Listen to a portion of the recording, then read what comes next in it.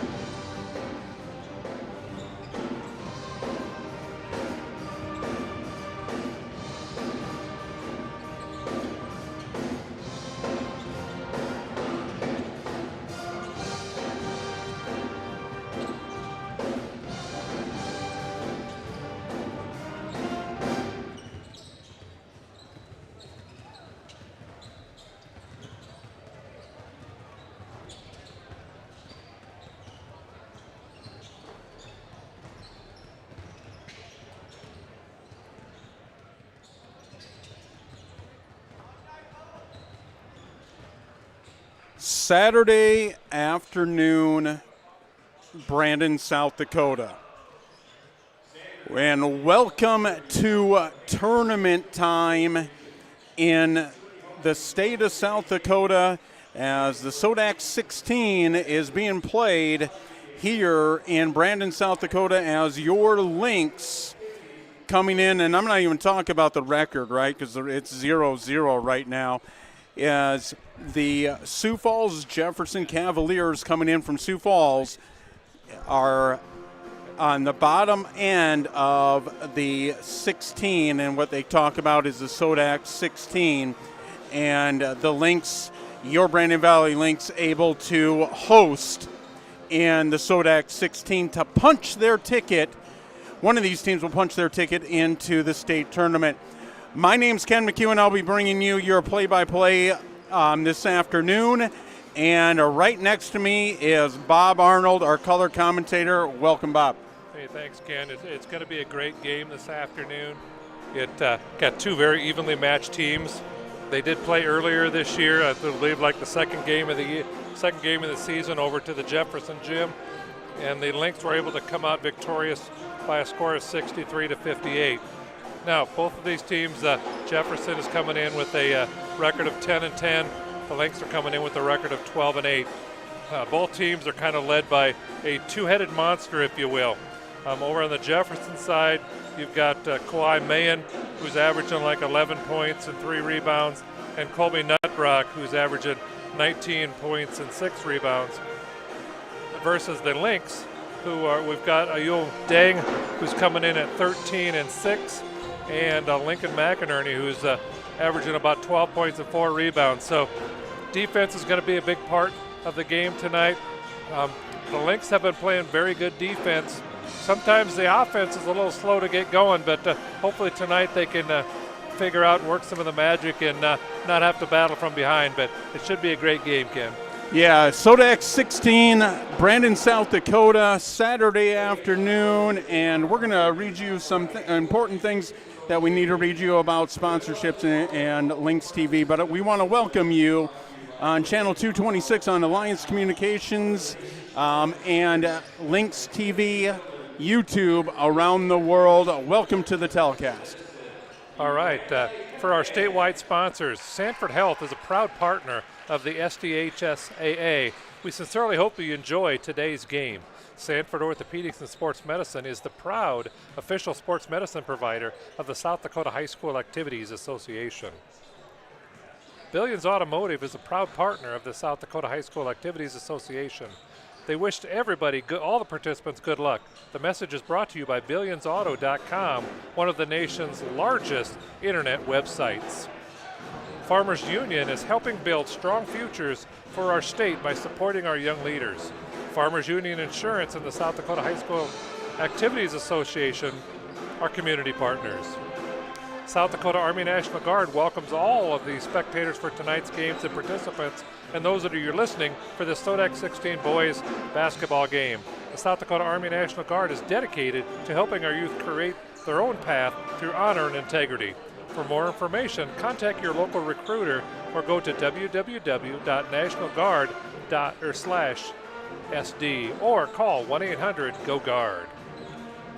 And for banking, insurance, mortgage, and trust, Dakota Bank is here for you in dozens of hometowns across North Dakota, South Dakota, and Minnesota. Over 60,000 customers know it's good to be in Dakota territory.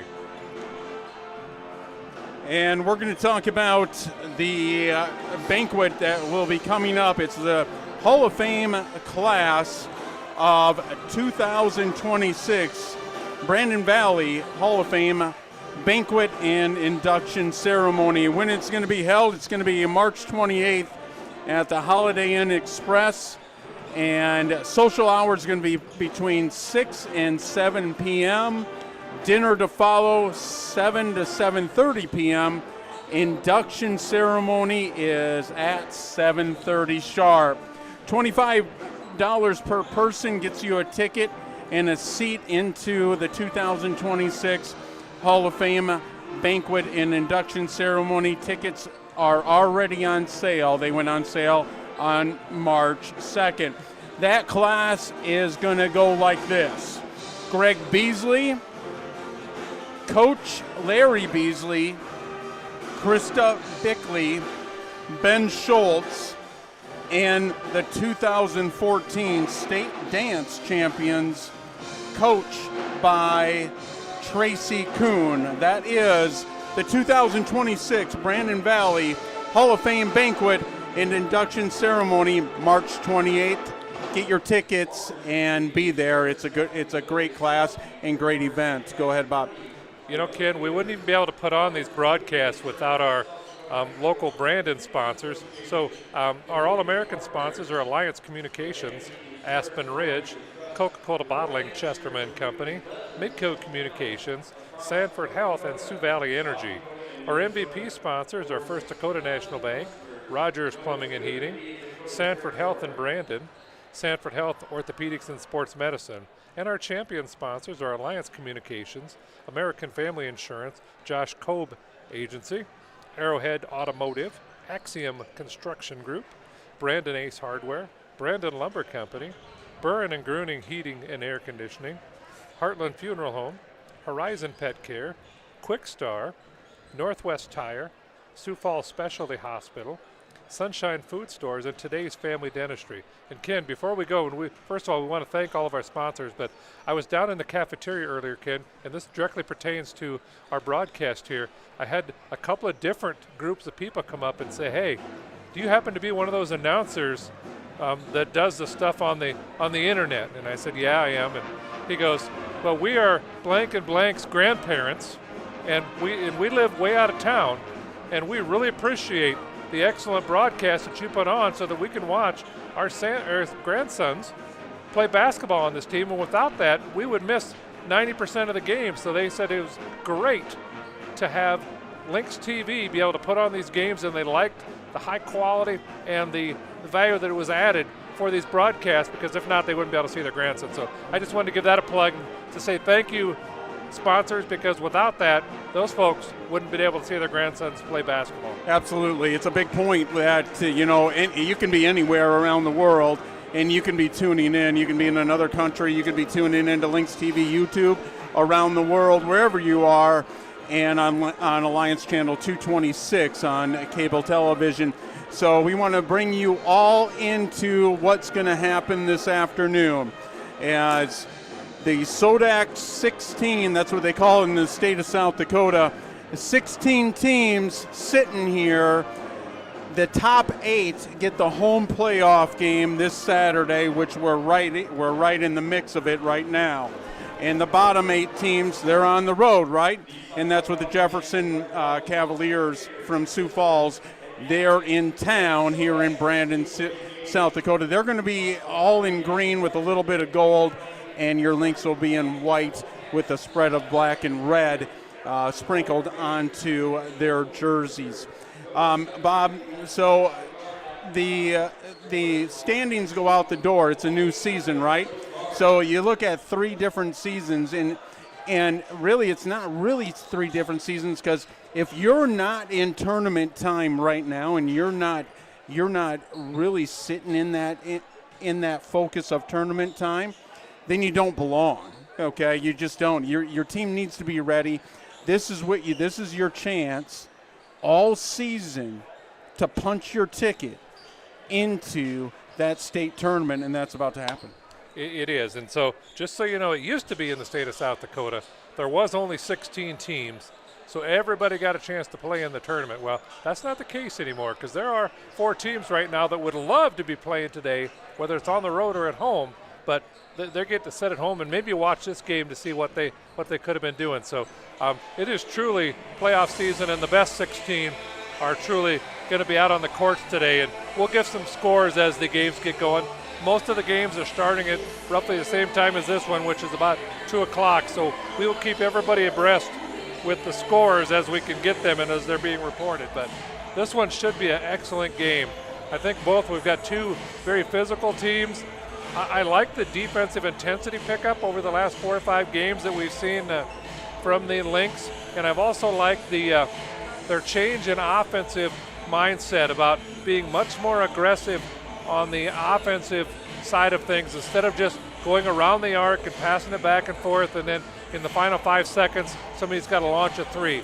Well, we saw some of that during this year.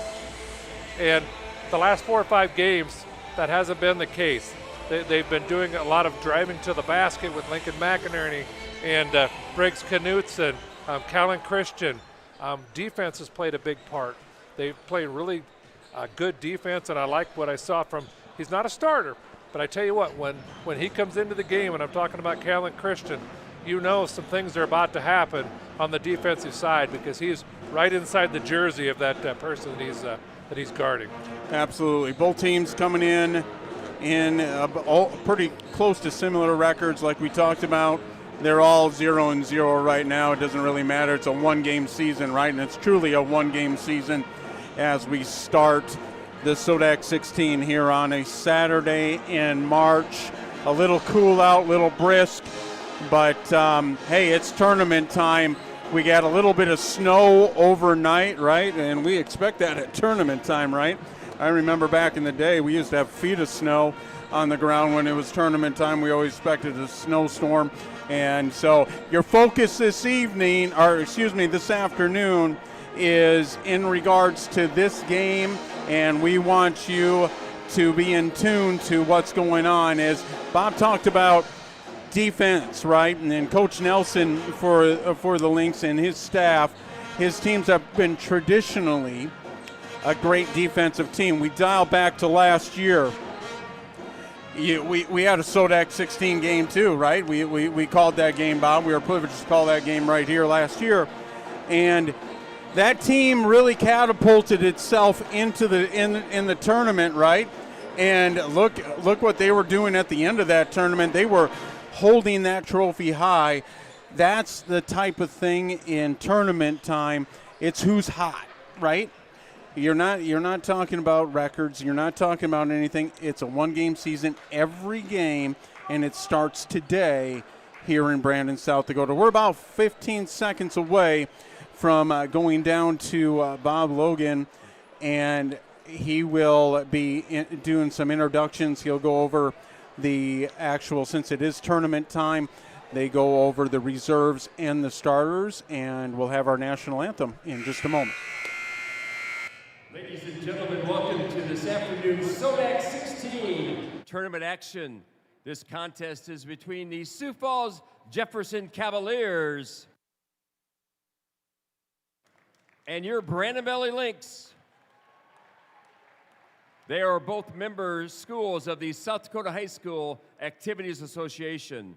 The association and their corporate partners, Sanford Health, Dakota Bank, Farmers Union Insurance, Billion Automotive, and the South Dakota Army National Guard remind you that sportsmanship and the objectives of this educational athletics are what set this event apart from other levels of competition. Your cooperation and support of the values promoted by the SoDak 16 schools is appreciated. At this time, we ask that you stand, remove your caps, as we pay honor to America with the playing of our national anthem. Veterans and active duty military not in uniform may salute the flag. This afternoon's anthem is being presented by the Brandon Valley Pep Band under the direction of Mr. Tyler Nettestead. Sing loud and proud, ladies and gentlemen, our national anthem.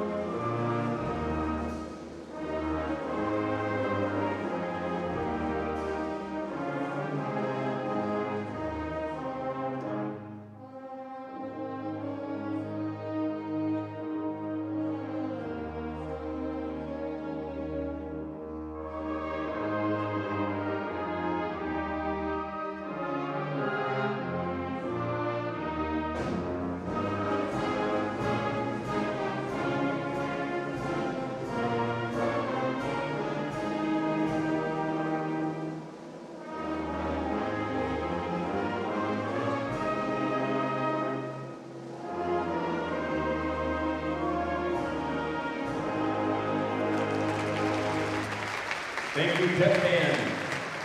Your officials for this afternoon's game are Jordan Gow, Jeremy Grady, and Lee Johnson.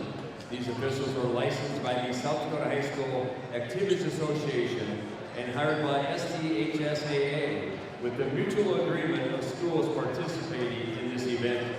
Their experience and integrity qualify them to administrate the rules of the game. First, introducing the Cavalier cheerleaders.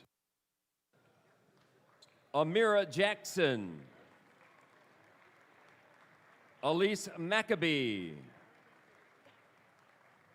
Caroline Peterson, Emerson Schultz, and Zoe White.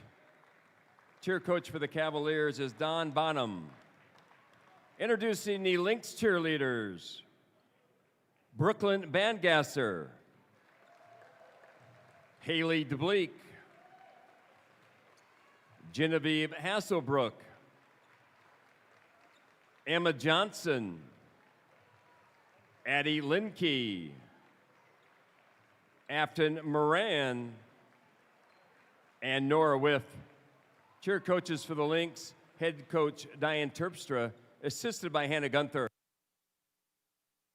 Now let's meet the reserves for both teams. Introducing first the Cavalier reserves. Number 5, Kason Mediger. Number 10, Caleb Goodroad. Number 14, Tyson Tees. Number 20, Brody McCarty. Number 23, Mercer Chapman. Number 24, Montanel Jensen. Number 30, Yo Wang Dang Chagai. Number 32, Braylon Erickson. Number 33, Truman Olson. And number 34, Peyton Miley. Introducing the Brandon Valley reserves. Number 2, Will Peterson. Number 3, Tristan Delaney. Number 4, Jackson Burns. Number 10, Ethan Riefenberger. Number 14, Dylan Williams. Number 24, Ryan Jarvis. Number 30, Kalen Christian. And number 34, Landon Voigt. Now let's meet these starting lineups for both teams introduced alternately.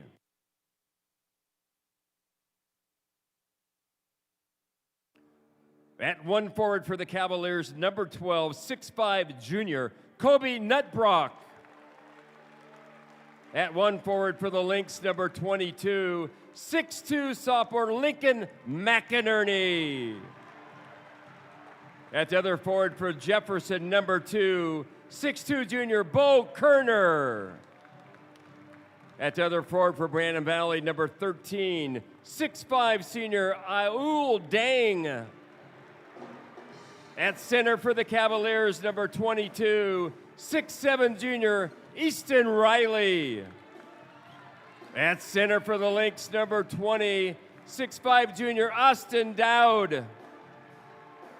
At 1 guard for Jefferson, number 3, 5'10" junior, Jace Unzen. At 1 guard for Brandon Valley, number 1, 5'11" senior, Braden Knudsen. At the other guard for the Cavaliers, number 4, 6'1" senior, Kai Mann. At the other guard for Brandon Valley, number 12, 5'11" senior, Briggs Knudsen. The Cavaliers are coached by Tim Reck, assisted by Josh Thomas, Mike McCarty, Tobin Bakadal, Tanner Mahacek, and Eric Sell. All right, your starting lineups going like this for your Lynx is going to be Braden Knudsen. He's number 1. Number 5 is Alul Dang. Number 12 is Briggs Knudsen. 20, Austin Dowd. 22, Lincoln McInerney. Cavaliers, it's going to be Kerner, Unzen, Mahan, Nutbrock, and Riley. That's 2, 3, 4, 12, 22 for the team in green and gold. Your Lynx in all white, sprinkled with some red at the numbers and a little bit of black on that jersey. Here we are, tournament time, SoDak 16, and the tip is tipped out by a little Dang. Gets it to Knutson. Knutsen's number 12, back to Dang. Man-to-man defense from the Cavaliers. They go to Knutson. Knutson in the lane, doesn't like it. Now he's going to go all the way over to Dang. They're going to swing it into Dowd. No double team coming yet. Dowd may want to put it up. He doesn't. He kicks it back out to Knutson. 10 seconds on that shot clock, as you can see. Braden Knutson for three. It's good from the corner. Splash from number 1. Knutson to Knutson. 3-0 Lynx. That is a good sign for hopefully things to come. The outside shooting is shooting with confidence in the corner. He got the ball. His shot clock was running down and popped it in right through the twine. Man drives. No good. Braden Knutson early in this game's all over defensively. Grabbed that rebound. He's got a 3-0 Lynx as Dang drives left. Handed hook is no good. It's going to be a Cavaliers ball as they're going to dribble it up the court. Lynx are in man-to-man defense also, as that's going to be Unzen the point guard. Now they're going to go over to Kerner at swinging it over Nutbrock. Nutbrock guarded by Dowd. He drives, and that one's good as Colby Nutbrook, number 12, is a junior. He averages 19 points per game to lead the Cavaliers, and he's going to go to the free throw line. That's going to be a quick foul on McInerney, and Nutbrook's going to look to tie the ball game.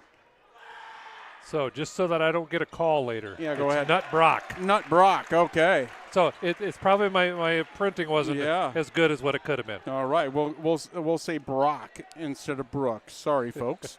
That's my fault here. So Dowd, Knutson, as Riley's on him. Now they're going to go to Dowd. Dowd left-handed hook is no good as the Lynx still up at 3-2. And Cavaliers resetting their offense. You know, that was a good play. He just left a little hook shot a little bit light and missed it. But on the other end, the Cavaliers were running a good play, just overshot the pass and got a turnover. So turnover on the Cavaliers. Lynx up by 1 as Nutbrock, he missed his free throw there. Like we said, he averages 19 points per game for the Cavaliers. That is number 12. The other number 12 for 3 from the Lynx is Knutson. It's no good as the Cavaliers looking to push it. It is a turnover so far offensively. A lot of rushing going on, right, as you could see, Bob, as Knutson down on that offensive side. And we're not saying don't shoot the 3, but there's a reason for that shot clock is up there. Take your time. Knutson, high off the glass, and it's good. Lynx up by 3.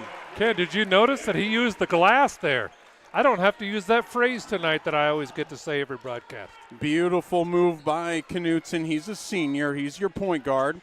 As it's going to be Riley. Now they're going to go to Nutbrock, and it's going to be turnover. No, they're going to call it a turnover on the Lynx. It's going to stay right here for the Cavaliers.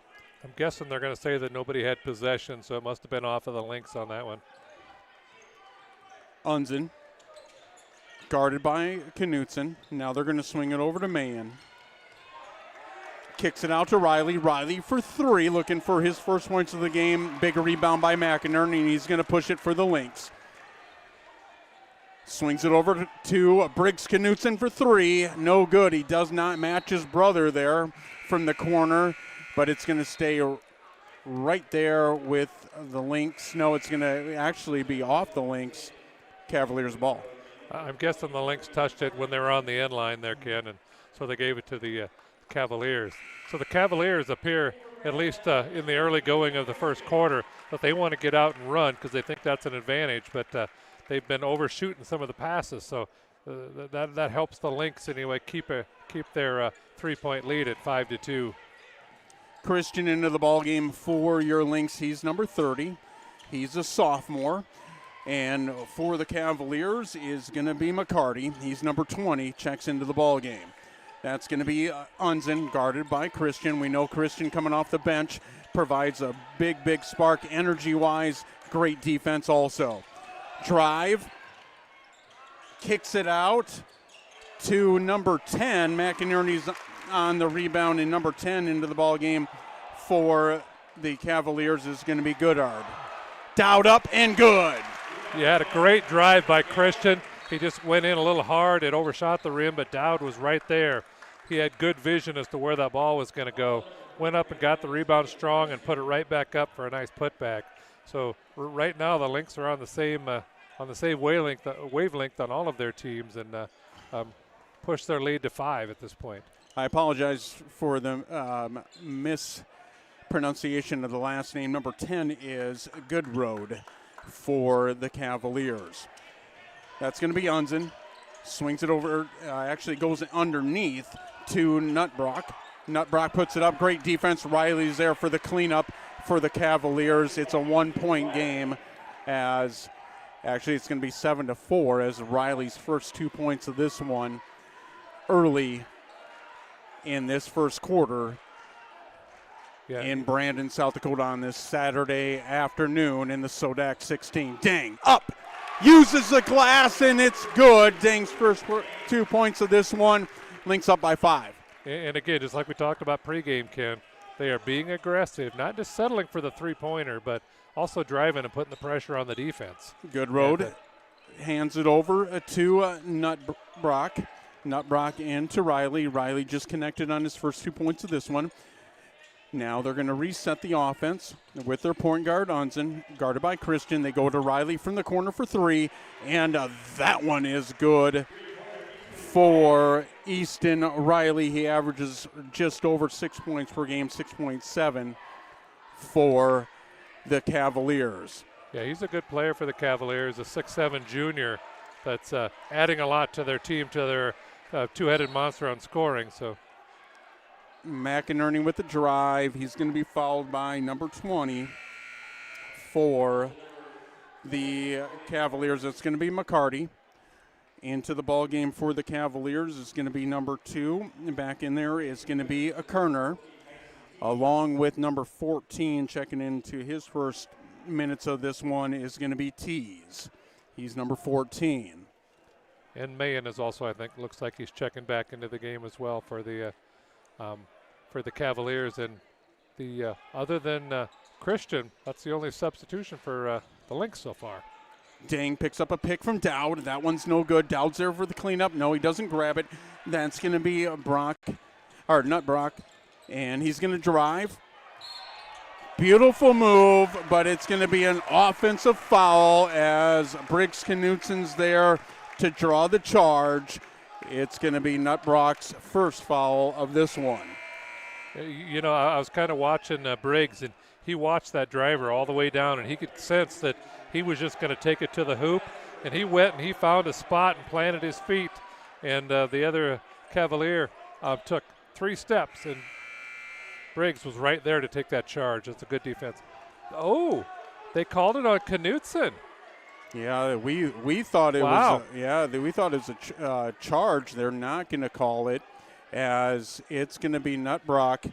It's just going to be a second attempt at a 3-point play from the free throw line. It's a tie ball game. He connects on that one. Nutbrock's got 5 to tie all scores with Riley for the Cavaliers. Cavaliers up by 1, their first lead of this one. Wow, I'm kind of surprised at that, but hey, that's why we're up here and they're down there with the striped shirts. Well, I'm looking down on my paper. I'm writing down numbers, right? And all of a sudden there's a change in a call, and that's where we're at. Braden Knutsen over to Dang. Dang drives. He's got 2 points in this one. They look to McInerney. McInerney hasn't attempted a shot yet. He's the second leading scorer for the Lynx this year. Now he attempts it from the corner. It's no good for 3. Ding's there with a hustle play, kicks it out to Christian. Great play by Ding to save that one. Turnover Lynx. Here goes Mann. Up, and that dunk is good by Mann. Mann's first points of this one on that drive, and the Cavaliers up by 3. Yeah, they've had a little bit of a run here, the Cavaliers. We need to get a good offensive flow here to get some points on the board and tighten up the game a little bit. McInerney for 3. Does he tie it? No, he does not. That one's going to be off. McInerney 0 for 2 for 3 land right now. Lynx really need to, we talk about it seems like we talk about it every game, right? Is really finding your offense. Now, defensively, we know this Lynx team provides really good defense, right? But it's about finding that offense, right? Not quick shots, move the ball around, get some picks going, get some open guys. And that's really where you're going to find that offense and drive and ability. Don't settle for 3s all day, because that's not going to work out for you. The percentage-wise is just not going to work out for you every night. Yep, they've got 15 seconds to go on the shot clock. Kerner up, and that one's good. So the flip side of it there is Kerner grabs his first 2 points of this one. Cavaliers up by 5. We've seen Nutbrock already drive and go for a 3-point play twice, and now we see Kerner doing the same thing on the offensive side for the Cavaliers. They're driving, right? They've hit a 3. I understand that with Riley. There's a quick foul by Nutbrock. That's going to be his first foul. But driving, right? You got to penetrate. It opens up so much for your offense, and it creates fouls too, right? There's so much ability for offense when you do have penetration into the lane. Well, they do, and they clearly have seen something on video that makes them want to drive against the Lynx, and so they'll have to make some defensive adjustments a little bit to kind of slow that down. But the officials are not calling charges tonight so far. It looks like the shot clock to the play clock's about simultaneously on, so we're at 10 seconds to go the first quarter. Cavaliers up by 5. Lynx on offense to finish this one as Briggs Knutson for 3. That one's no good, and that's going to do it for the first quarter, as the Jefferson Cavaliers from Sioux Falls are up 5-9. Now, we talked about Bob settling for 3. That's what's happening on the offensive side. If any of you are watching, actually 397 of you right now are watching, and welcome to Lynx TV. As you can see that both sides of the offense, right? One's penetrating and getting buckets and creating fouls and getting, they call them free, right? F-R-E-E throws, right? Well, because nobody's guarding you and you're able to take that shot for free, right? It's because your penetration. Well, they're connecting on that penetration too, and it's a 3-point attempt. On the flip side of it, the offensive side for the Lynx, they're settling for 3s right now, and they need to adjust. Yeah, for about the last half of that quarter, Ken, they started out, in fact, we even pointed it out, that we like the aggressiveness that the Lynx are doing driving to the basket. Dang had a couple of drives. McInerney had a couple of drives. And they were getting some buckets, but all of a sudden they made a 3-pointer, and all of a sudden that's all they're going to take. And so I got a feeling Coach Nelson is talking to them in on the break there to say, okay, we got to rework the offense, and we got to start putting some pressure on the Jefferson defense to see if we can do that in quarter number 2. As coming out into the second quarter is going to be Braden Knutson. He's number 1. It's actually going to be the starters back out. Is going to be Dang 13, 22. McInerney 20 is Dowd. 12 is Knutson. Also, that's going to be Briggs Knutson. As Cavaliers starting their offense coming into the second quarter, that's going to be Unzen, guarded by Knutson. Doesn't like it, goes to Riley. Riley's got 5 points in this one.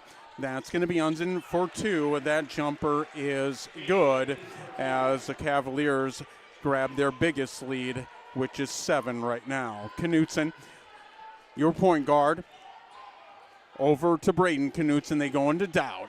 Double teams coming like we've seen all year.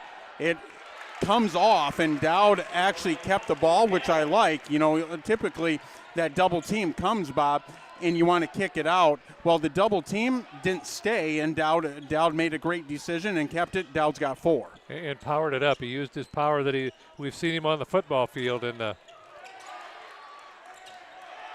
Mahan with a tough shot. Great defense by Dang. Mahan's now got 4 for the Cavaliers. Now Dang is going to swing it over to McInerney. McInerney needs to find some offense. He does not off of that shot. He's 0 for 3.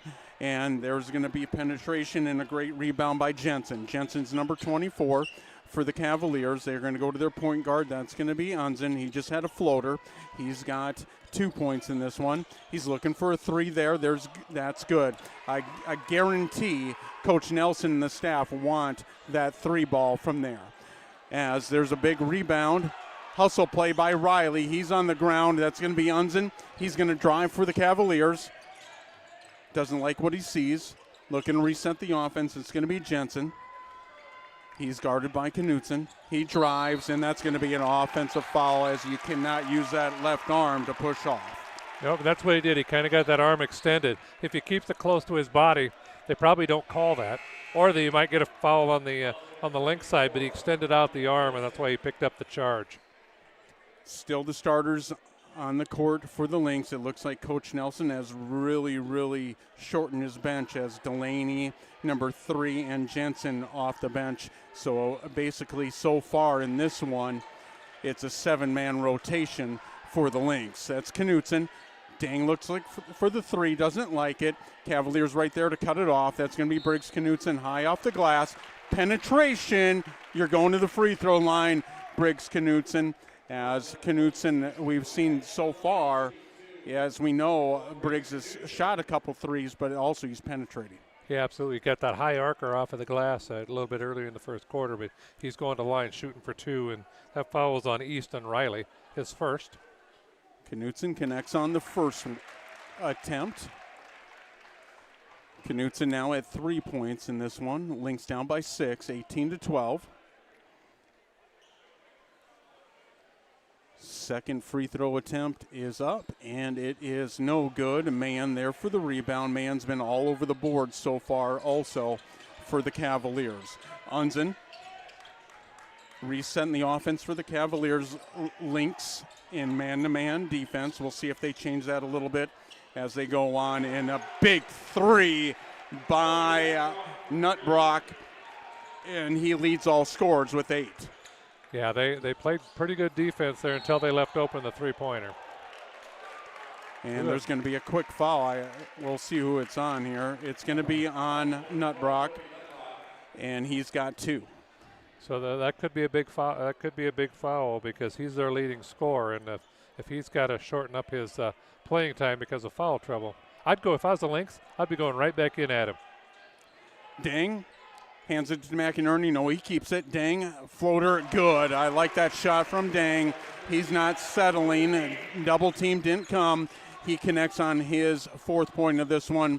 Lynx right now down by 7. Mahan off as McInerney's there for the rebound. His 3rd rebound of this one as Braden Knutson's going to kick it over to his brother Briggs. Briggs for 3. Good from the senior, and he leads all scorers. For the Lynx, he's got 6. Lynx are back in this one, down by 4. Yeah, that was a good couple of series up and down the court. There again, McInerney is not necessarily scoring points, but he went up and got the rebound, and he facilitated that good offensive flow down at the other end. So if you can't be on the point side, you be on the other pieces of the game and help your team. Great defense by McInerney as Kerner drove the baseline, and a big hustle play as a block by McInerney. And it's going to stay right there with the Cavaliers, but I like the intensity from the defensive side from the Lynx in this second quarter. Yeah, they kind of tightened up the score here a little bit. Had a couple of good offensive flows. Now we just need to get a good trip down the floor on defensive side. 11 seconds. Cavaliers are not going to have much time. That's Unzen, the point guard, guarded by Dang. Great defense by Dang. They hand it over to 20. It's blocked. McCarty was blocked by McInerney. Dang up. No good. Does it stay for the home team? Well, they seem to be all walking down that way. Yeah, it's going to stay right there. Lynx ball, just a second under 4 minutes. Lynx down by 4, 30-second timeout for the Cavaliers. You know, I think Dang really wanted to dunk that one, and he was just a little bit too far away from the basket when he took off. So, but we've got the ball down there. We've got 35 seconds on the shot clock, and they've closed that gap down to 4. So we've got a quick timeout for, I think this one is on the Jefferson side to kind of regroup a little bit as they've given up 4 straight. And the second quarter is playing out a little bit better. The Lynx are starting to get settled in a little bit on both sides. And more importantly, we talked about it earlier, the defense seems to always be there. But now the offense is starting to get settled in and finding things that work. Well, lean on your defense, right? Defense is going to win you championships. Everybody in basketball, a lot of fans will say, well, points. Well, you got to stop the other team from scoring too, right? And that's really the biggest thing because it creates turnovers, extra possessions for yourself. Defense, lean on the defense and manage the offense, right? That's typical what great basketball teams do. Lynx are trying to climb back in this one down by 4 out of that timeout. It's going to be Lynx ball. McInerney doesn't like it. Good defense, though, by the Cavaliers on McInerney so far in this one. As Dang hands it over to Knutson. Baseline. Knutson leads all scores for the Lynx. McInerney up. No good. As that was too hard. just a 4 shot, right? And that's going to be Nutbrook handing it over to Tease. Tease in ball game again for his second time off the bench for the Cavaliers. He's going to reset the offense. Now they hand it over to Unzen. Riley hit that 3, and he's been silenced from then, and that one's going to be off by Riley. McInerney there for the rebound. Dang up, and does that one connect? It does not, but Dang's going to go to the free throw line. He is, again, putting pressure on the Jefferson defense. They stopped doing that for about a 4 to 5 minute span in the second quarter. Clearly that was a point of emphasis on Coach Nelson when he was during that timeout, but Dang gets to go to the line with an opportunity to close the gap to 2 if he makes both. Put pressure on the basket, right? You hear coaches say this all the time, put pressure on the basket. Well, how do you do that? I mean, you can put pressure on the basket from the 3 line, okay, but typically that's not going to, like we talked about early, that's not going to work. I like the adjustment by the Lynx, and Knutson's a big catalyst of that, and now he's got 8. Lynx down by 2. Evidently they didn't feel that Dang was shooting, but we still got the 2 points regardless on a nice drive. Tease from the corner. Now Nutbrook. That floater is no good. Dang for the rebound. Lynx doing a great job on the board so far. Knutson for 3. His second 3 of the ball game. He's got 11. Lynx grab the first lead since the first quarter. They're up 22 to 21. Traveling. You can't do that. You can't take that extra step. You know, it's Lynx ball. As the students say down there, you can't do that. Well, we got a whole student section down here with several hundred students that are just hollering that very thing. Knutson, the senior, we know he did a great job quarterbacking the football team, and he's done a great job so far quarterbacking the Lynx offense from the point guard position. He leads all scores with 11 after that 3 splash from him from the top of the key. Beautiful pass by Knutson to Christian. Christian cuts with the speed. His first 2 points. Lynx up by 3. Did you see that, Ken? He was driving down the basket. He had the ball in his right hand. He could see the defender coming in. He switched to the left hand and went off the board. Great move. Kerner. Good drive by Kerner. He's number 2. He puts it up with the left hand. He's going to go to the free throw line. McInerney. It's going to be number 2, the second foul on McInerney. Yep, that's a. But he gets to go to the line, shoot 2 with an opportunity to close the gap. Kerner, his second time at the free throw line. The front end of that free throw is no good. And into the ball game for the first time for the Cavaliers is going to be Miley. He's number 34. Peyton Miley, a 6'1" junior for the Cavaliers. That one's no good. Lynx there to clean up. No, it's going to be Jensen, number 24 for the Cavaliers. His first 2 points of the ball game as he cleans it up, and that was just hustle by him. It was. They got to make sure that they box out cleanly on those. We can't afford to give too many of those back to the Cavaliers, especially when they miss 2 free throws. Knutson to Knutson. The senior brothers playing a big part in this one. Braden Knutson hits his second 3. He's got 6. Lynx up by 4. That one's no good. Dowd there to clean it up on the rebound. He's going to go over to Briggs Knutson. He's going to drive, penetrate. Nobody's home, but Briggs Knutson connects. He's got 13. Goes 1 point over his jersey. Offensive foul. Great defensive play by him. He is all over the court. Love the energy. Goes to the student section. You can see on your screen. He's got 13 and a huge play defensively as he just drawn the charge. Lynx up. Their biggest lead is 6, 29-23, and that's where we stand. With under a minute to go, just about 30 seconds to go here. And the shot clock, there's about a 10-second difference between the shot clock and the game clock. Knutson resetting the offense. Take your time. Love it from this Lynx offense right now. They're not in a rush. Now Knutson for 3. Dowd there with the cleanup. Christian. And does it look like it's on the line? It doesn't. Is there a jump ball? They don't call it. It's going to be a shot clock violation.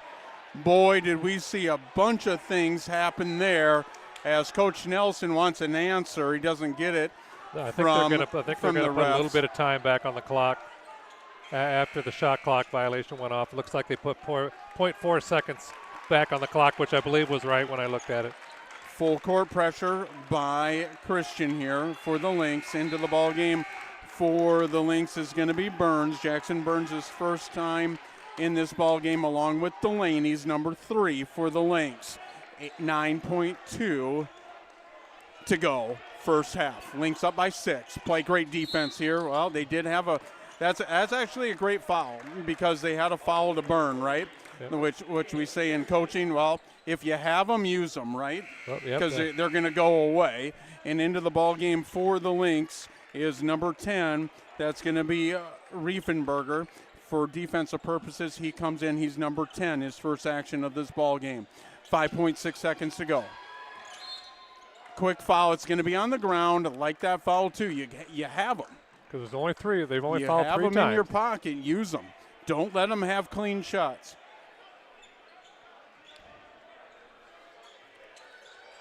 Nutbrock drives, and he has no time. Great defense by Delaney. That's going to do it for the first half here in Brandon, South Dakota, as your Lynx in the SoDak 16, they're hosting this afternoon, and they're up by 6, 29-23. You know, that's a 13-point swing, Ken.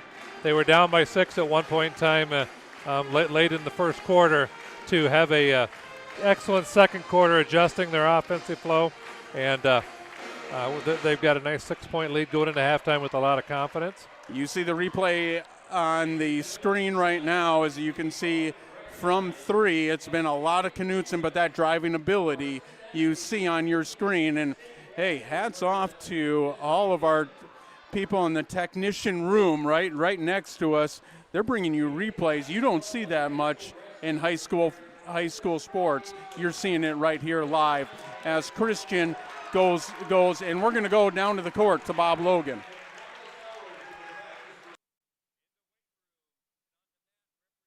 school with pride. Please help us congratulate our state wrestling place winners.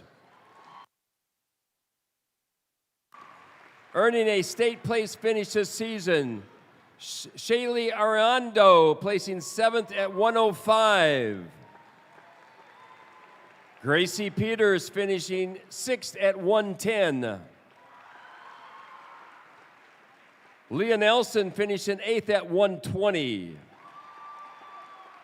Brenna Raker finishing 7th at 130. Kendall Clayton finishing 7th at 135. Sally Beal finishing 6th at 190. Isaac Weirheim finishing 8th at 113. Aaron Tucker finishing 8th at 144. Braden Schumacher, state runner-up at 150. Anissa Ahmed finishing 3rd at 190. And Cody Linnenkugel finishing 3rd at 215. These wrestlers have proven themselves among the best in the state, and we are incredibly proud of their accomplishments. And now we'd like to give special recognitions to our state champions. Winning a state championship with an outstanding season and an unforgettable performance at the state tournament. Please congratulate your state champion at 120, Brendan Omi. Your state champion at 126, Beckett Rehorst. Your state champion at 175, Levi Veskerna. And your state champion, it says 126, but it's not. 285, Elia Shunke. Let's give all these athletes another big round of applause for representing our school and community with both excellence on and off the mat. Congratulations.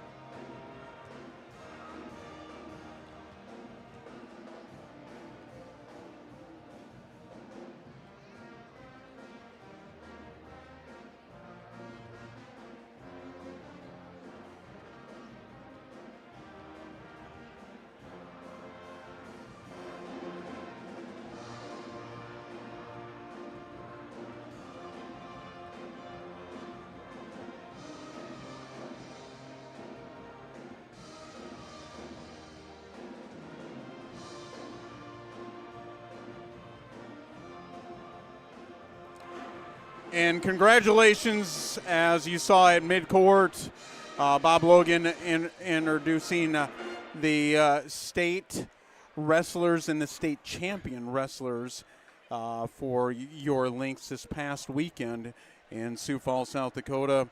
Congratulations to everybody that participated and that are state champions for your links wrestling. Bob, let's talk about our Links TV sponsors while we have a moment. All right, we've got the All-American sponsors, our Alliance Communications, Aspen Ridge, Coca-Cola Bottling, and Chesterman Company, Midco Communications, Sanford Health, and Sioux Valley Energy. Our MVP sponsors are First Dakota National Bank, Rogers Plumbing and Heating, Sanford Health in Brandon, and Sanford Health and Orthopedics and Sports Medicine. And our champion sponsors are Alliance Communications, American Family Insurance, Josh Kolb Agency, Arrowhead Automotive, Axiom Construction Group, Brandon Ace Hardware, Brandon Lumber Company, Byrne and Gruning Heating and Air Conditioning, Heartland Funeral Home, Horizon Pet Care, Quick Star, Northwest Tire, Sioux Falls Specialty Hospital, Sunshine Food Stores, and today's Family Dentistry. Thank you again for all of our sponsors for making this broadcast and all of our broadcasts all year long in the different sports possible. So if you're out there and you're watching this and you live in the Brandon area, please get out. And if you happen to be in the neighborhood of one of these sponsors, just stop in and say, hey, thanks a lot for help put Lynx TV on the air for us to watch these games that we can't get to in person.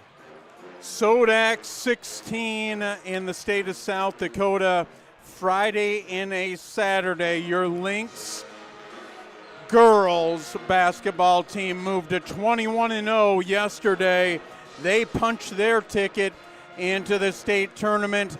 Your Lynx boys walking into today on this Saturday looking to punch their ticket into the state tournament are up 29-23. 373 of you are tuning in. Actually at 1,100. I mean, we have this information because it's right in front of us, right? I'm not just pulling it out of the air. 1,185 of you have tuned in at some point, and so welcome on Lynx TV, YouTube, and Alliance Channel 226. And I want to get before we go over scores around the region here in the SoDak 16 Saturday. Marcus right to our left over here, he controls everything, right? He puts the students, the volunteers, and everybody that's involved. There's students that are running the cameras. You know, it takes a true team to make this work. And Marcus really heads that, and we wanted to give him a shout out as we end this season, you know, on Lynx TV. And what I mean by the basketball season, as we'll keep on tuning and turning Lynx TV as it's almost year-round now. But Marcus really does a great job, and we could not even come close to what we're doing without him. The equipment, you've seen the replays that were just shown on your screen.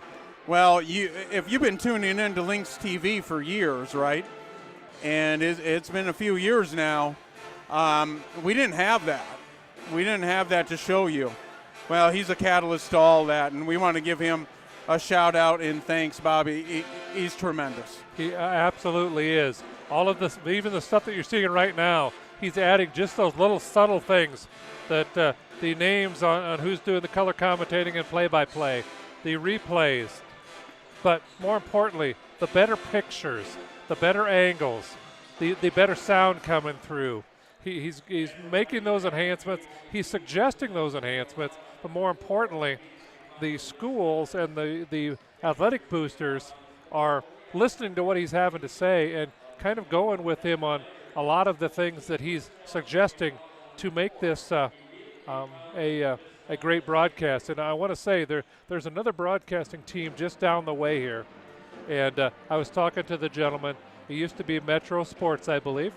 And he made the comment that he thought mostly, a lot of it because of Marcus is doing, that Lynx TV has the best live streaming of high school sports of anybody in the entire area. So thank you, Marcus, for all that you've been doing. We want to thank your wife also for allowing you to be here for all of these games and all the time, because you know what she's not doing on the equipment, she's allowing you to give your time and dedication to help making these broadcasts possible. Thank you, Marcus.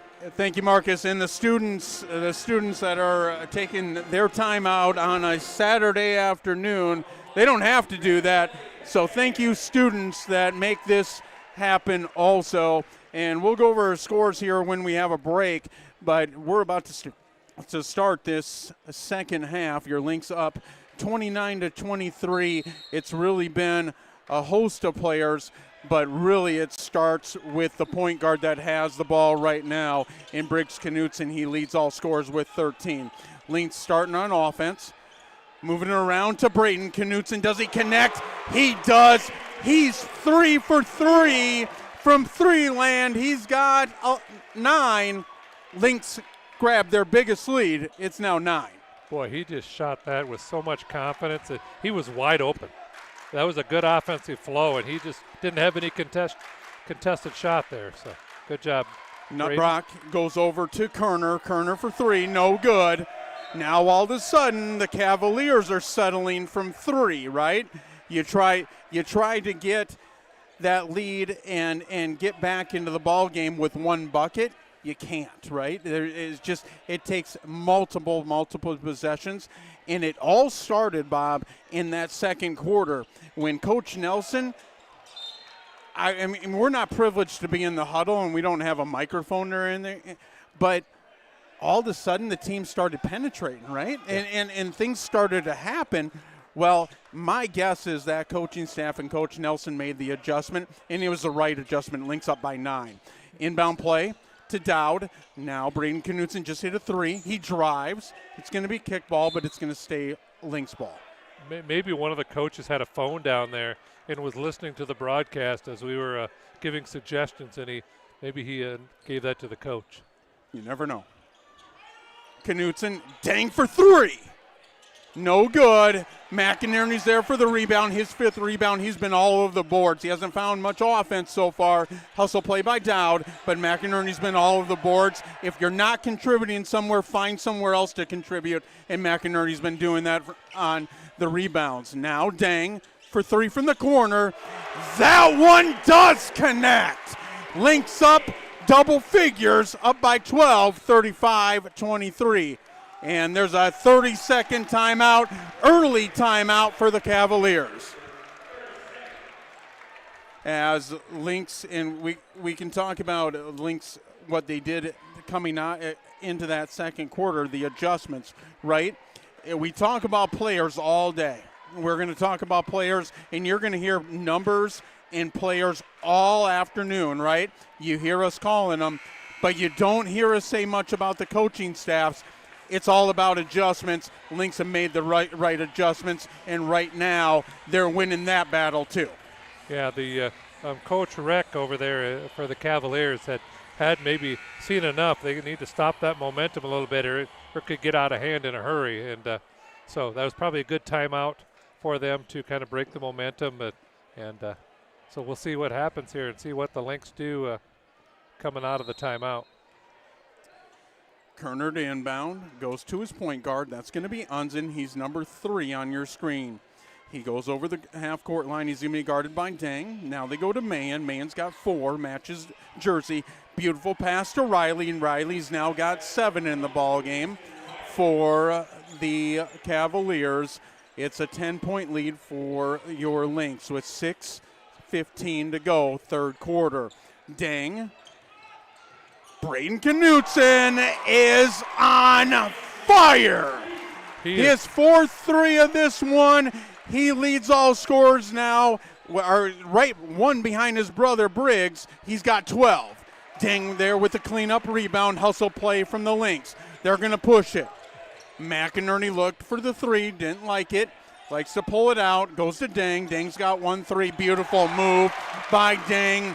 Dang's all athletic ability. He's got 9. Lynx up by 15, 40-25. You know, Dang just made a 3-pointer, so he did that little pump fake, and that guy had to crash out for the 3-pointer. He drove to the basket, put pressure on the defense, and made a nice under-the-basket layup. Great transition there from shooting threes to driving. Defense and rebounding have really sparked this Lynx team, right? As we talked about McInerney, he doesn't have any points, right? He's the second leading scorer for the Lynx, and he averages almost 12 a game, and there is a 3-pointer by number 22. That's going to be Riley. His second 3 of this one. He goes into double figures to lead the Cavaliers. Cavaliers bound by 12. Braden Knutson Wanting that three. He's 4 for 5 now. Don't settle. I know you're red hot from 3. Sometimes you can take a bad shot too.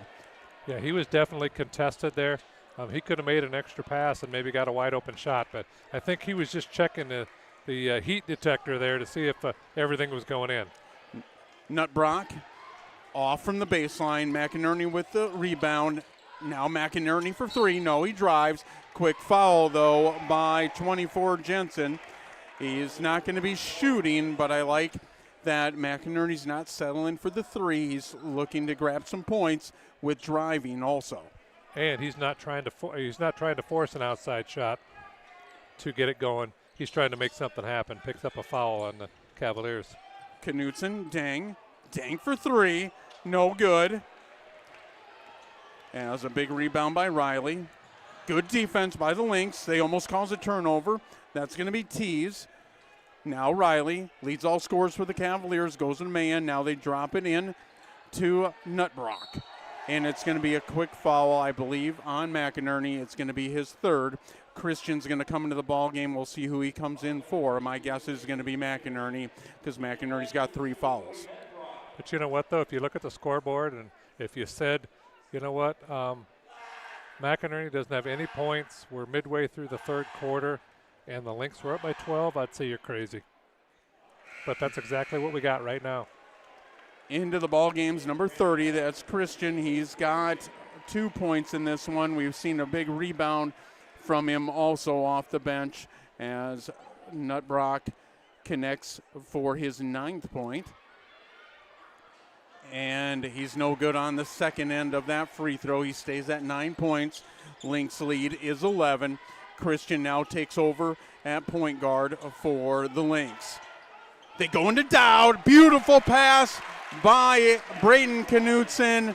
Dowd with his 6th point of this one. Lynx up by 13. Big drive by Nutbrock. I think they waved out. They don't say he's shooting, so they must have fouled him on the floor, called it early on that particular drive. And that's going to be Knutson's 2nd foul.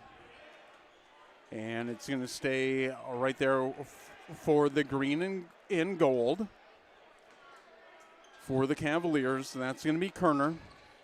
Go over to Tees. Now they drop it in to Nutbrock. Jensen has 2 points, actually 4 points in this one. They go to Tees. Tees for 3. So the bench is coming alive for the Cavaliers. They have the last 5 points for the Cavaliers. Cavaliers down by 10. Lynx on offense. Knutson leads all scores with 13. Goes to Dang. Dang doesn't like it. Reset that offense. You got to love that, Bob, as you don't find anything on offense. Take your time. You find the open guy, and that one is good by the sophomore from the corner. He's got 5. That's Christian. Lynx up by 13. Again, he was driving. They stopped him, and he made that extra pass to a wide-open shooter. And I tell you what, when you don't have somebody crashing on that three-pointer, it's a lot easier to shoot. Mann with a great bucket as a turnaround shot from about the free throw line. Great defense by Dang. Mann's got 5. Lynx up by 11. You can see on the bottom of your screen as 2:45 to go in the 3rd quarter. This one's been a fast-paced game. Dowd up and good. Dowd now has 8 points and a beautiful feed by Knutson. Yeah, that's just a definite mismatch with Dowd against Kerner down low, and Dowd took advantage of it. What a good way for your teammates to understand that mismatch is there and to get him a ball in a good position where it's easy to handle, and he just powered it up and went to the basket, hoping to get a foul, but more importantly, maybe get an and one. Giroux for the Lynx comes into the ballgame his first minutes of this one. He's number 24. He replaces Dowd, and there's going to be a full timeout by the Lynx, and we're going to talk about maybe scores as we have a moment around the state of South Dakota on this SoDak 16 Saturday. Well, we only had 3 games that started off at 2 o'clock. The one that you're watching, but Over in Harrisburg, with about 3 minutes to go in the third period, they're up on Yankton 40-29. And over at the Roosevelt gym, the Roosevelt's playing Rapid City Central, and at the end of the half, they're up 31-19. The rest of the games are either scheduled to start at 4 o'clock, or they've got 3 of them that start later at 6 o'clock. So a lot of basketball to be played yet to decide who gets a chance to go to the other side of the state and play in the state tournament out in Rapid City. Actually, the same places the girls are going this coming weekend. Absolutely. And, the Brandon girls, with their victory at home, they get to, and being the number 1 seed, they get the opportunity to play the very first game on Thursday, and I believe the game is going to be at 12 noon. And so if you want to link in, we're not going to have the game here on Lynx TV, but they do. You should be able to listen to it. South Dakota Public Broadcasting does a great job of telecasting the games, and you should be able to watch those on South Dakota Public Broadcasting. Yeah, absolutely. A lot of people tuned in as it's tournament time. It is March 2026, and we're in a tournament right now in the SoDak 16. Which team's going to punch their ticket from Brandon, South Dakota this afternoon? Lynx are on their way, up by 13. 2 minutes to go, third quarter. Cavaliers ball. Kerner for 3, no good. Shot clock violation on the Cavaliers. Great defense by the Lynx. Into the ball game, back into the ball game is going to be Dowd. He's number 20. Christian's 30. He had a big 3 from the corner in that second quarter. Braden Knutson also with a 3. He's number 1. He had a 3, or actually 2 threes in that second quarter, along with Briggs Knutson and Dang, number 13. It's going to stay here for your Lynx, as Braden Knutson looking to the sideline to Coach Nelson, looking for the inbound play. Whatever play number 4 is, Ken. Well, here it is. Knutson for 3. Evidently, play number 4 is to make a 3. Hey, brother, Braden, you pass it to your brother Briggs Knutson and hit the 3. It's that easy. Lynx up to their biggest lead is 16, as now Briggs Knutson has 16 points to lead all scores for your Lynx. It's going to go ahead. Sorry. Do you think the twin brothers have played assist and 3-point shot a little bit in the backyard as a senior? Or in the driveway, wherever it's been. Big 3, though, by Tees, number 14. He's got 2 threes in this one off the bench. He's got 6, as Lynx up by 13. 1:10 to go, third quarter. Briggs Knutson drives, beautiful pass. It's going to be a blocking foul on Tees. And it's going to stay here with the Lynx offensively. So it looks like Tees picked up the foul, but I don't think he liked it. I think that he thought he picked up a charge there off of Briggs after the pass. But Dang, back over to Knutson. 1 minute to go, third quarter. Lynx up by 13. They're working their offense right now. Dowd's got 8. He's become a presence underneath, along with Dang. Drives. Christian for 3. It's no good. Riley's there for the rebound. Riley leads all scorers for the Cavaliers. He's got 10. 40 seconds to go. Cavaliers ball. That's going to be Nutbrook. Riley for 3. He's got 2 threes on that one. That one's long. It's going to be Lynx ball. They can hold for the final shot, and you can see Knutson slowing it down at about half court. Now Dang, 17 seconds. Little one-on-one ball. Somebody is going to get open if you penetrate here. Or you're going to get a layup. Dang drives. Turnover. That's going to do it as Riley heaves a half-court shot. It's no good. Big third quarter for your Lynx, as it was, you talked about it, they went on that 12-0 run in the second quarter, Bob. All of a sudden, the third quarter became contagious, right? Defensively rebounding and the ball found the bottom of the net, and the Lynx are firing on all cylinders right now. They certainly are. Again, defense kind of fueled it, but the offense all of a sudden came alive. The Briggs brothers are making some threes. They're driving to the basket. On one of the plays we saw a replay earlier, Briggs come driving down the lane, but instead of taking it all the way to the hoop, he did a short little jump shot right at the bottom of the little free throw arc and made a nice uncontested basket. But you drive to the basket, you pick up a charge, but he had the wherewithal to stop and do a little stop and pop, as the professional announcers would say, but he avoided the charge and the foul. And again, just making the extra pass. Even when Christian didn't make this last three-pointer down here, he was wide open, and he had some confidence, just a little bit long, but a great third quarter for the Lynx. Now we just got to continue our defense, get our rebounding, and see if we can finish this off. Lynx coming out of that breakage of action up by 13. We go into the fourth quarter on a Saturday, SoDak 16 Saturday in the state of South Dakota. Lynx with the home game, Cavaliers from Sioux Falls trying to grab that upset. Both teams looking to punch their ticket into the state tournament in Rapid City. Unzen guarded by Christian, great defense. Dowd's there with the help. They're going to call a quick foul, though, and I believe it's going to be on Christian. Nope, I think they gave it to Dowd.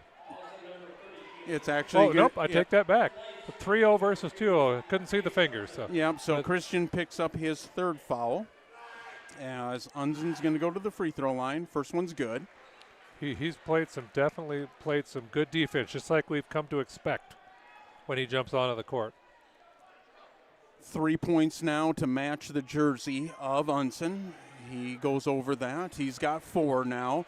Lynx up by 11. Christian, the point guard, along with Dang, walking the ball up. He's number 13. 22, McInerney back into the ball game. 20's Dowd. 12, Knutson. Dang, McInerney now. Briggs, Knutson. Errant pass by Christian. It's going to be Cavaliers ball. Dang with a big steal. Goes up. Dunk! Explanation point on that steal and dunk as Dang goes over the 10-point mark with 11. Great rebound, high energy from him.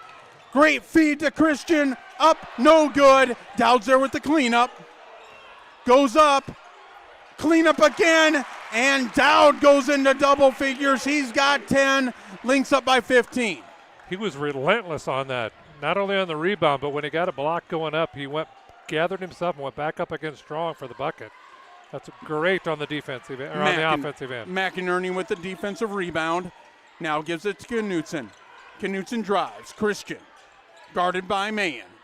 Resets the offense with 25 seconds on the shot clock. Now they're going to take their time. I love it from the coaching staff and the offense from the Lynx. Do not rush anything. They go into Dowd. Dowd's got double figures in 10. Knutson, 19 points from the senior, number 12. He is red hot. Lynx up by 18. And that one's going to be good. As a man, quick response from the Cavaliers. Yeah, he gave him the bucket there. But anyway, as still got a 16-point lead. Mahan connects on his 8th point of this one. Great response from the Cavaliers as they push the ball up the court, as there's a little bit of a celebration down here, right? On the Lynx end, and Cavaliers capitalized. 3-point play by Mahan. He's got 9. Lynx up by 15, 57-42. Lynx under 6 minutes to go in this one. Dang. Dowd. McInerney. Beautiful move. Up. Uses the glass. Good. McInerney finds his first 2 points of the ball game. Lynx up by 17. 30-second timeout. Cavaliers. Yeah, you'll be able to see on the screen, we've got Dang with the ball at the top of the key. he did a nice pass to Dowd. He gave it to McInerney. McInerney does a fake pass, and Riley went to where he thought the ball was going, and McInerney got an uncontested layup. Great offensive play set up there for the Lynx. Lynx offensively have come alive, right? We talked about becoming contagious, right? You see the ball go through the hoop, it becomes contagious with other players. Briggs Knutsen's on fire, right? And his brother's on fire too from the three land, but it hasn't been that. We're going to talk about threes all day, but what changed was the second quarter. The Lynx decided we're going to start penetrating and we're going to make this defense collapse. We're going to get some easy buckets, plus we're going to kick it out for three, and it's worked so far. There's going to be a quick foul on Dang, and that's going to be his first foul of this one. He's got 11 points and 5:36 to go. Lynx up by 17 as Unzen kicks it over to Riley, hands it to Nutbrock, and there's going to be a quick foul there. Is it going to be on McInerney? We're going to see here. If it is, it's going to be his fourth.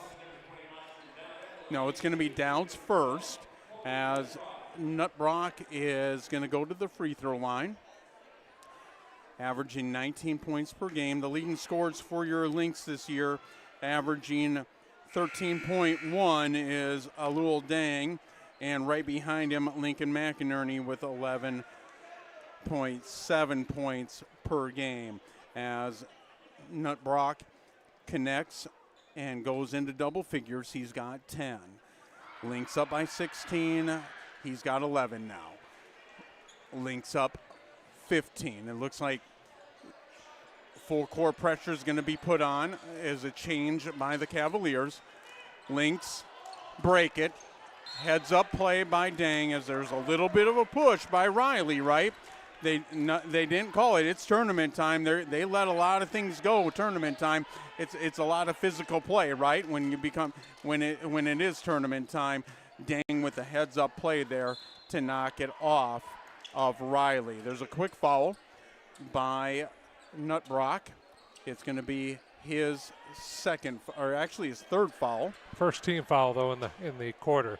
So if they're going to get us to shoot free throws to try to get back in this, they got a ways to go. Full court pressure.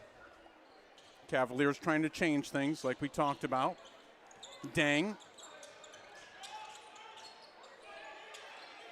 McInerney up and good. McInerney with the last two possessions with drives. He's got 4. Lynx up by 17.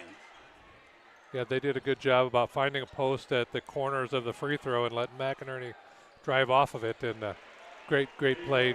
Points both times down the court for that. Riley with his third 3 of this one. He leads all scores for the Cavaliers. He's got 13. Lynx up by 14, holding the lead above double digits.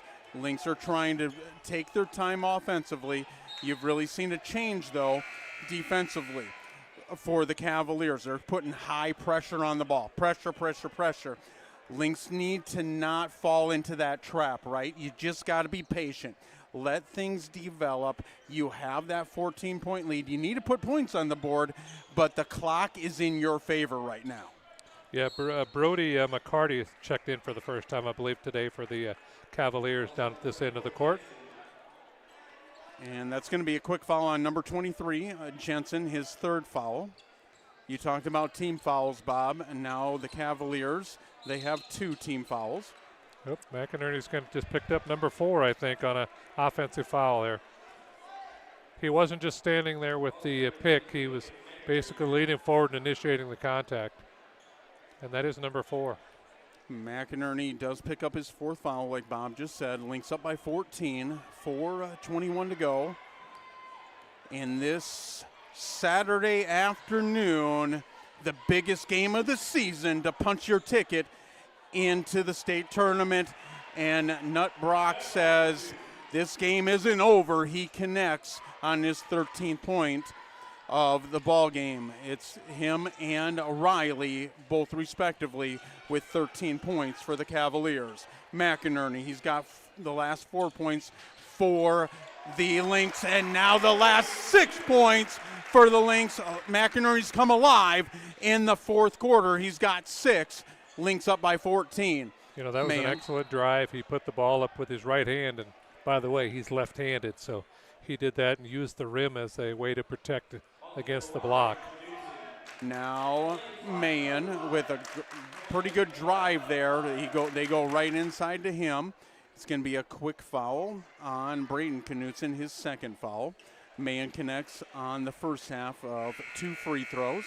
Into the ball game for the Cavaliers is Tees, and back into the ball game is Riley, number 22. On the court for the Lynx, 13 is Dang, 22 McInerney. Knutson, that's Briggs Knutson's 12, Braden Knutson 1, and Dowd is 20 as Mahan connects on his 11th point. He goes through double figures there. McInerney, like the patience from the sophomore, and there's a quick foul by Mahan. McInerney could have took that 3. It probably would have been blocked from behind, right, because the defense was coming. Heads up play by him. Take your time. You don't need the 3 right now. You just need to keep the lead right now. You're playing defensive ball. As it's going to be Dang as number 4 for the Cavaliers. That's going to be Mahan. He picks up his first foul on that one. Dowd, McInerney with the last 6 points. Double teamed right away, comes to him. Braden Knutson for 3. No good. Nutbrock's there for the rebound. And the Cavaliers pushing. Beautiful move by number 3, Unzin, as the point guard for the Cavaliers has got 6. Full court pressure. They're trying to trap. As Briggs Knutson says, that's not going to work this time. Dang. Looking underneath the Dow, doesn't like it, grabs a pick from him. Double teams coming, a lot of trapping going on by the defense for the Cavaliers, and that's going to be Mahan's second foul. Team foul for the Cavaliers is going to be 4 now. Team fouls for the Lynx sitting at 3. Briggs Knutson inbound, finds his brother, doesn't like the 3. You got to love the patience. Lynx still up by 10 as the Cavaliers have crawled back into this one. They were down 17 on that last stoppage of play. It's going to be Lynx ball. Now, as much as I like to see where you slow them down, be methodical on offense, what you're doing is you're taking away that momentum that you had built when you built that lead, and all of a sudden you're changing all that, and that's how you allow a team to get back into the game a little bit. Yeah, there's a fine line between using the clock to your favor and still being aggressive offensively.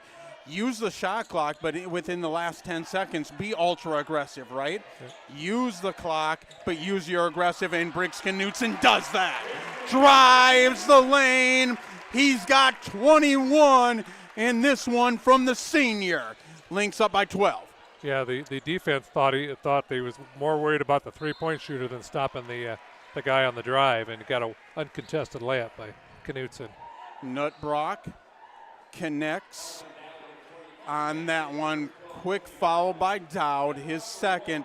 Nutbrock has a chance for a 3-point play as he's going to go to the free throw line and go under opportunity to go under a 10-point lead, down to 9 for the Cavaliers.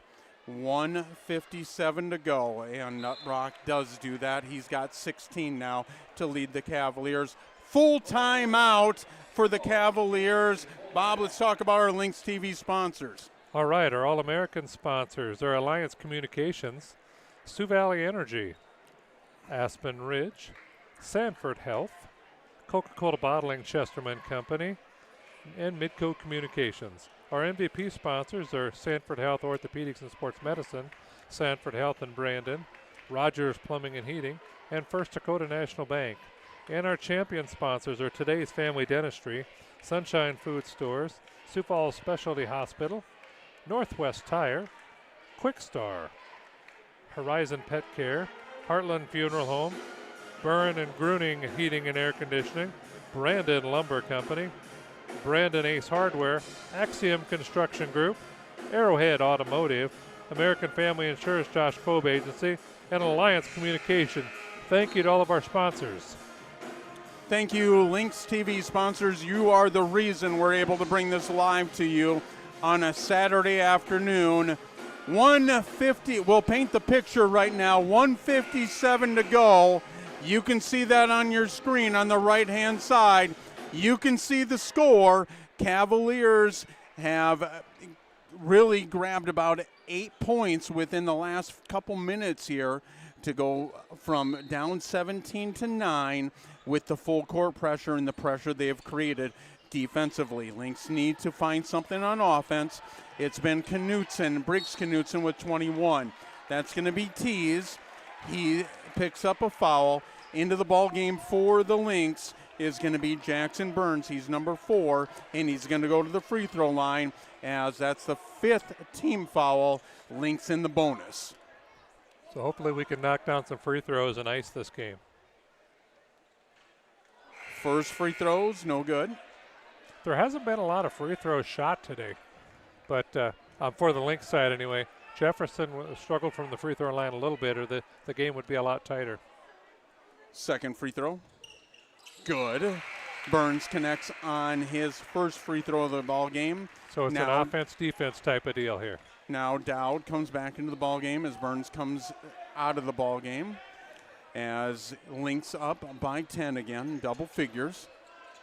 Tees for 3, and there's going to be the 5th foul on McInerney, and that's going to do it for his afternoon. He's going to have to watch from the bench as he leaves with 6 points.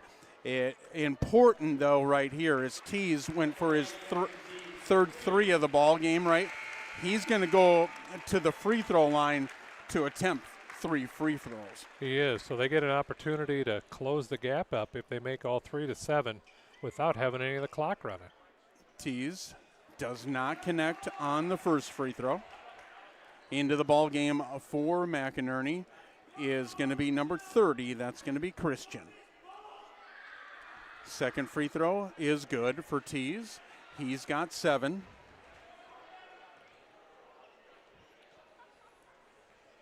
Now, every foul that Cavaliers commit coming down the stretch here is going to be shooting free throws.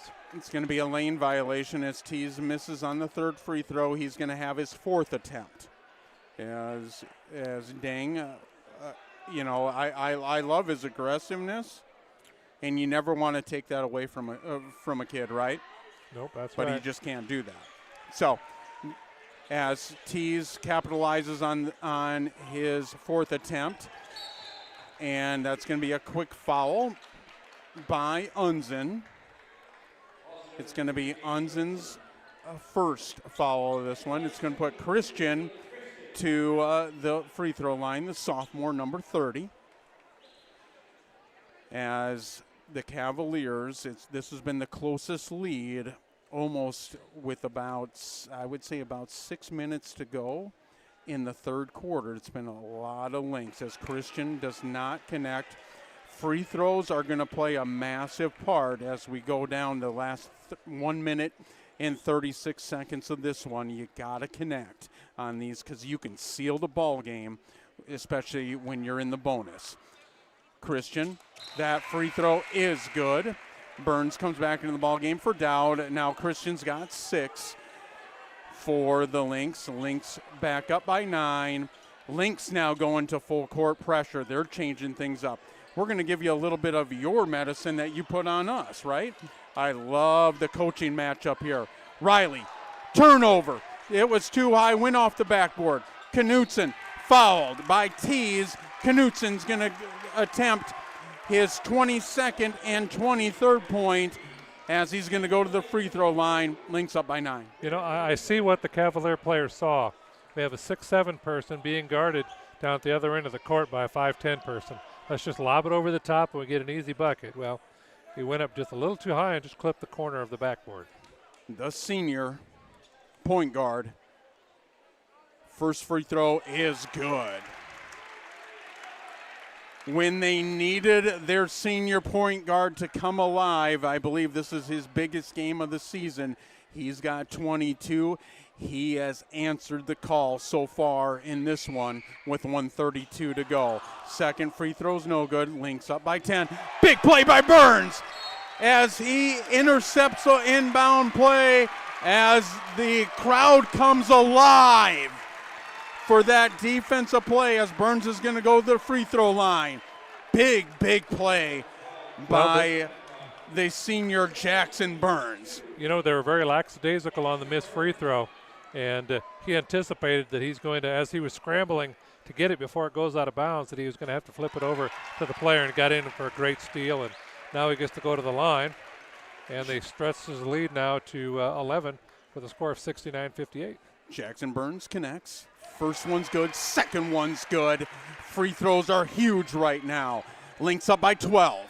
1:20 to go. Unzen for three. No good. Knutson there for the rebound. He pushes it up. He's got a player open. He's going to keep it. Finds Christian. No hurry. Back to Knutson. Lynx up by 12. They're playing catch. And Jackson Burns to the free throw line. You make your free throws. You punch your ticket into the state tournament. And we have 1 minute and 6 seconds to go. Play great defense from the Lynx and connect on free throws. And you're going to be traveling to Rapid City to play in that big tournament. Yep, and that's could be a great trip. At the start of the season, they didn't know after all the seniors that they lost from a championship team a year ago, you know, what they were going to do. They got a new player in Yul Dang that came in that had not played with them before. Didn't necessarily know how that was going to mesh with the team, but they're starting to play at the end of the season, starting to play some of their best basketball, fueled by and catalyzed by their defense. And now finally they're putting some points on the board, and this is one of their higher outputs for the year with 72 points so far. Burns, what a big last minute for Jackson Burns as he connected on his 5th point, and it's been a lot from the free throw line. He grabbed that big interception, we'll call it, on the defensive end. Briggs Knutson smiling at his coach as he had 22 points to lead all Lynx scores. Stay tuned, okay, as the final seconds are going down here in Brandon, South Dakota, as there's going to be a trophy presentation at the end of this one, as now into the ball game for the Lynx is going to be 24 Giroux, Riefenberger's number 10, 14's Williams, and 2 is Peterson. And 34 is Landon Voigt. Yeah, Landon Voigt into the ball game too. Good point, Bob. 15 seconds. Tees for 3. No good. Voigt there with the rebound. Lynx can just hold as we're going to count this one down, and the buzzer's going to sound. Lynx, Saturday afternoon, in the SoDak 16 in the state of South Dakota. Lynx are one of the 8 teams today that have punched their ticket into the state tournament, 72-58, in front of a packed house on a Saturday afternoon. What a ball game, Bob. You know, it was. And 2 teams came, and there was kind of a big flow. The Cavaliers had their figured out in that first quarter. But after the break, the coaching staff of the Lynx made some adjustments on how they wanted to run their offense, and that was the difference in this game. And down the stretch, I purposely at the start of this game, Ken, did not mention free throws, thinking that maybe their free throw problems had something to do with me, but they made some free throws when it counted at the end to seal this game at 72-58. What a turn of events from the first quarter to the second quarter. And I'm going to attribute that, like I said, players play the game. They got to play the game, right? And we're going to go down to Bob Logan for the trophy presentation. And I think each one of the players gets a state medal for winning the SoDak 16 and advancing to state. So we're going to let him have it. Bob Logan.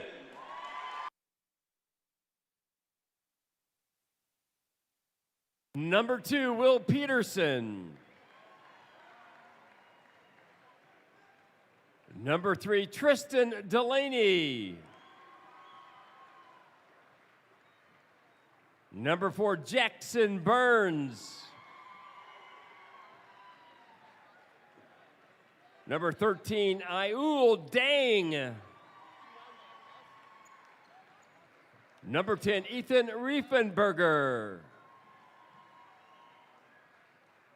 Number 12, Briggs Knutson. Number 14, Dylan Williams.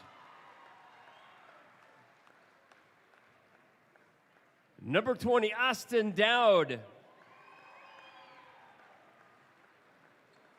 Number 22, Lincoln McInerney. Number 24, Ryan Jarris. Number 30, Kalen Christian. And number 34, Landon Voigt. And now to the state qualifier plaque, head coach, Coach Craig Nelson. Brandon Valley will be playing in the state tournament in 2 weeks on March 19th and 20th and 21st in Rapid City at the Monument at the Ice Arena. All tickets for the South Dakota High School Activities Association Class AA State Boys Basketball tournaments are general admission and will be available for purchase at the tournament site or online. See the South Dakota High School Activities Association website for more information. And there you go, students. Again, as a going reminder, our to girls the will be middle playing of the next court. Thursday. Friday, Lynx girls punch their ticket, and the boys do not disappoint on a Saturday in the SoDak 16. They punch their ticket for a advancement and a ticket punch from 2 weeks from now at the Monument. They call it over in Rapid City. The Lynx victorious on this Saturday, 72-58. Bob, give us your take. You know, you can't defend your championship if you don't go. They've at least given themselves the opportunity to compete for the championship.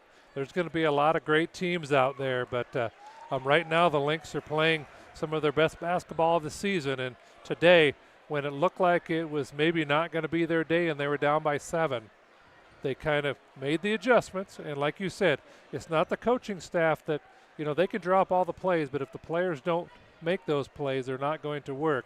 The players made the difference here.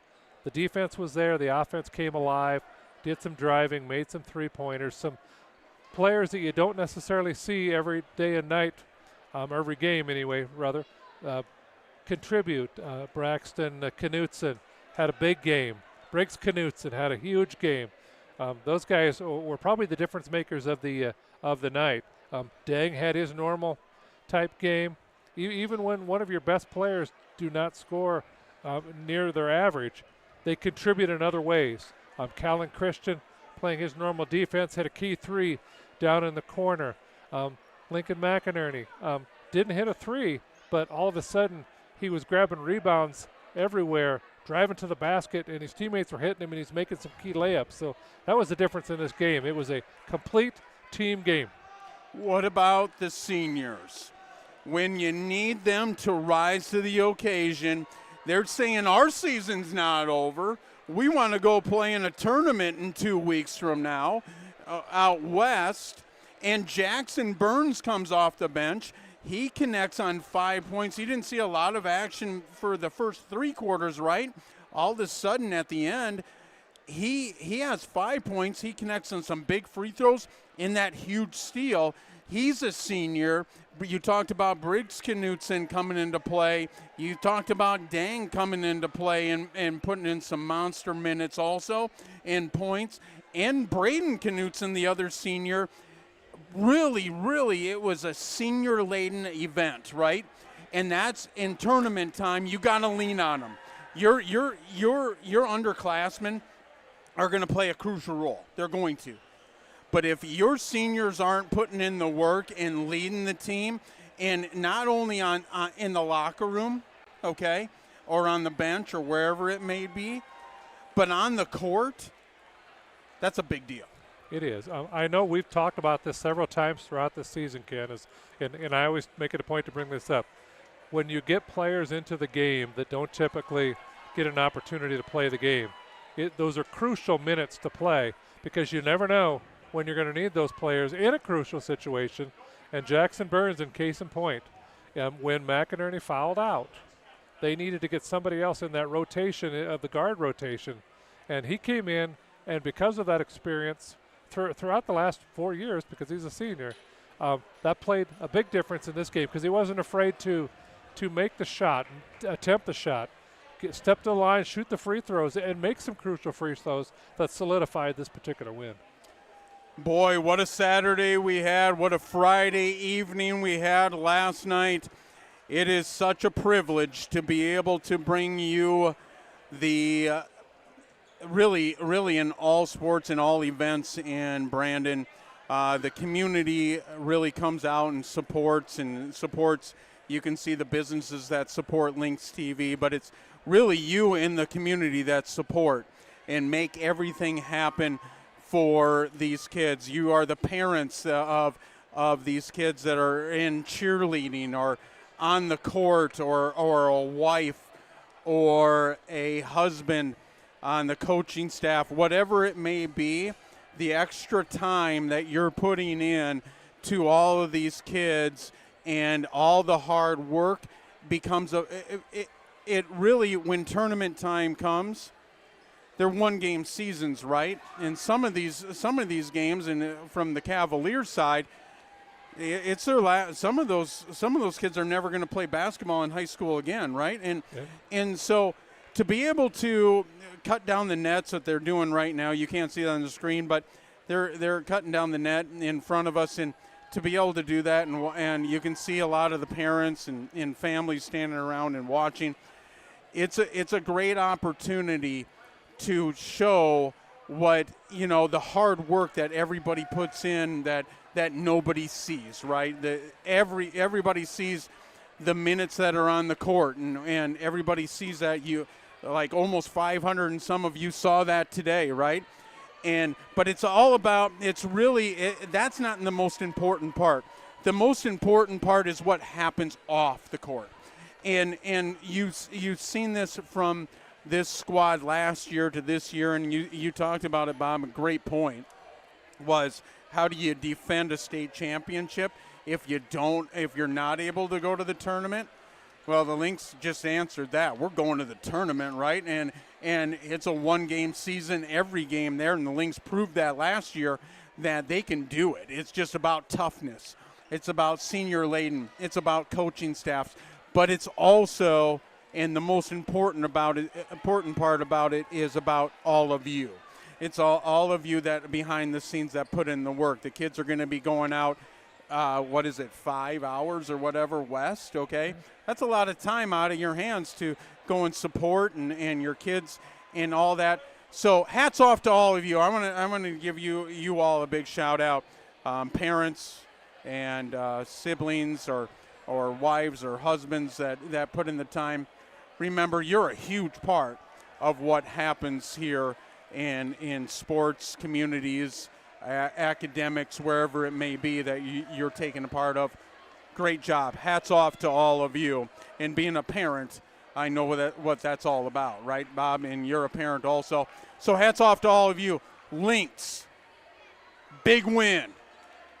You're going to be able to watch them on PBS in a couple weeks. Next weekend, you're going to be able to watch the Lynx women, the Lynx girls, the number 1 seed, and that goes out the door too, right? I don't care about seedings or seedings, right?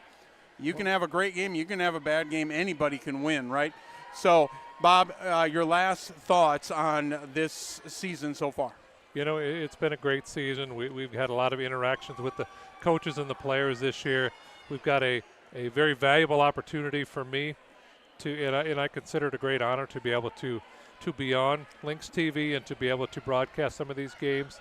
And the fans, I know, we've had people come up to us earlier today and say, hey, you guys got the best live streaming announcers and program around. But you know what? It wouldn't do anything without all of you guys out there listening to what we're doing. And we just try to do our best for you and to give the best representation of Brandon Valley that we can. Well, we hope you enjoyed the telecast, as Coach Nelson is the last one to cut down the nets on there, and he'll grab that net, and he's going to, him and his team and his coaching staff are going to move on 2 weeks to the state tournament in Rapid City at the Monument. Well, it's a pleasure, Bob, to be able to call these games, and you being my partner here for football, basketball. You know, it's truly an honor. You talked about it, Bob, and unfortunately, we're not going to be able to call games the rest of the year, but it's been a pleasure. And your Lynx this afternoon punched their ticket to the state tournament with a big win, 72-58 over the Sioux Falls Jefferson Cavaliers. For Bob Arnold, I'm Ken McEwen. Have a great rest of your weekend. Good night, everyone.